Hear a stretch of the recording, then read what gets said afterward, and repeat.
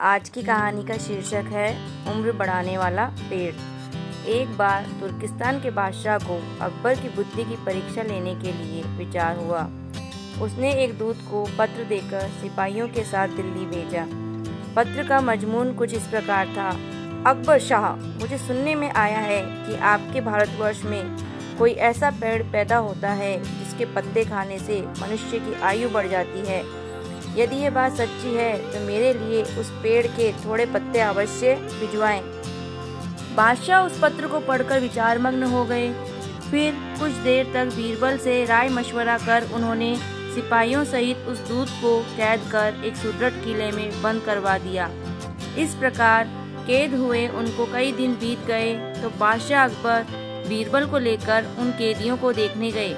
बादशाह को देखकर उनको अपने मुक्त होने की आशा हुई, परंतु यह बात निर्मूल थी। बादशाह उनके पास पहुंचकर बोले, तुम्हारा बादशाह जिस वस्तु को चाहता है वह मैं तब तक उसे नहीं दे सकूंगा जब तक कि इस सुदृढ़ किले की एक दो ईंट न ढह जाए। उसी वक्त तुम लोग आजाद किए जाओगे। खाने पीने की तुम्हें कोई तकलीफ नहीं होगी। मैंने उसका यथाचित प्रबंध करा दिया है। इतना कहकर बादशाह चले गए, परंतु कैदियों की चिंता और बढ़ गई। वे अपने मुक्त होने की उपाय सोचने लगे। उनको अपने स्वदेश के सुखों का स्मरण कर बड़ा दुख होता था। वे कुछ देर तक इसी चिंता में डूबे रहे। अंत में वे ईश्वर की वंदना करने लगे। हे भगवान, क्या हम इस बंधन से मुक्त नहीं किए जाएंगे? क्या हमारा जन्म इस किले में बंद रहकर कष्ट भोगने के लिए हुआ है? आप तो दीनानाथ हैं, अपना नाम याद कर हम असहायों की भी सुध लीजिए। इस प्रकार वे नित्य प्रार्थना करने लगे। अंत में उनकी प्रार्थना का असर हुआ। ईश्वर की कृपा हुई। एक दिन बड़े जोरों का भूकंप आया और किले का कुछ भाग भूकंप के कारण धराशायी हो गया। सामने का पर्वत भी टूटकर चकनाचूर हो गया। इस घटना के पश्चात दूत ने बादशाह के पास किला टूटने की सूचना भेजी। बादशाह को अपनी कही हुई बात याद आ गई, इसलिए उन्होंने दूत को उसके साथियों सहित दरबार में बुलाकर बोले, आपको अपने बादशाह का आशय विदित होगा और अब उसका उत्तर भी तुमने समझ लिया है।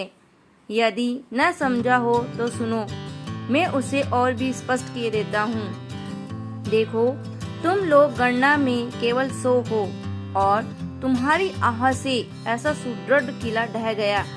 फिर जहाँ हजारों मनुष्यों पर अत्याचार हो रहा हो, वहाँ के बादशाह की आयु कैसे बढ़ेगी? उसकी तो आयु घटती ही चली जाएगी और लोगों की आह से उसका शीघ्र ही पतन हो जाएगा। हमारे राज्य में अत्याचार नहीं होता। गरीब प्रजा पर अत्याचार न करना और भली भांति पोषण करना ही आयुवर्धक वृक्ष है। बाकी सारी बातें मिथ्या हैं। इस प्रकार समझा बुझाकर बादशाह ने उस लालची को उसके साथियों सहित स्वदेश लौट जाने की आज्ञा दी और उनका राह खर्च भी दिया। उन्होंने तुर्किस्तान में पहुंचकर यहाँ की सारी बातें अपने बादशाह को समझाई।